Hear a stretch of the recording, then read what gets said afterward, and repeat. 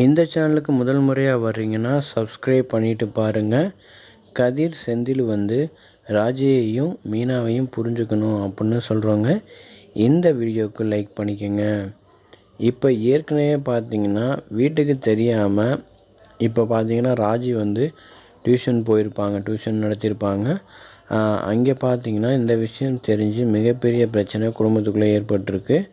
ஏற்கனவே இந்த விஷயம் மீனாவுக்கு தெரிஞ்சு இப்போ செந்தில் வந்து இப்போ மீனா மேலே செம கோவத்தில் இருக்கார். கொஞ்சம் கூடயே வந்து மீனாவை புரிஞ்சுக்க மாட்டுறாரு. அடுத்தடுத்து மீனா வந்து நெருங்கி போனாலும் செந்தில் வந்து விலகி போகிறாரு. அதனால தான் பக்கத்தில் கூடயே அதாவது பெட்ரூமில் படுக்காமல் இப்போ மொட்டை மாடியில் போயிட்டு செந்தில் படுத்திருக்காரு. இதை நினச்சி இப்போ மீனா ரொம்ப ஃபீல் பண்ணிக்கிட்டு இருக்காங்க.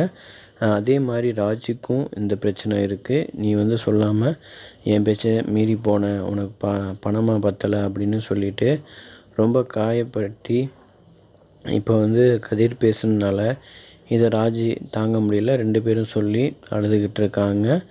இருந்தாலும் பார்த்தீங்கன்னா அவங்க அத்தை வந்து இதெல்லாம் கவனிச்சிக்கிட்டு இதுக்கு ஒரு முடிவு கட்டணுமே அப்படின்னு முடிவு பண்ணியிருக்காங்க. இருந்தாலும் பார்த்தீங்கன்னா கூடிய சீக்கிரமே செந்தில் புரிஞ்சுக்குவார். அதே மாதிரி கதிர் வந்து ராஜியை புரிஞ்சுக்குவார். இனிமேல் எபிசோடு வந்து சூப்பராக கொண்டு போக வாய்ப்புகள் இருக்குது.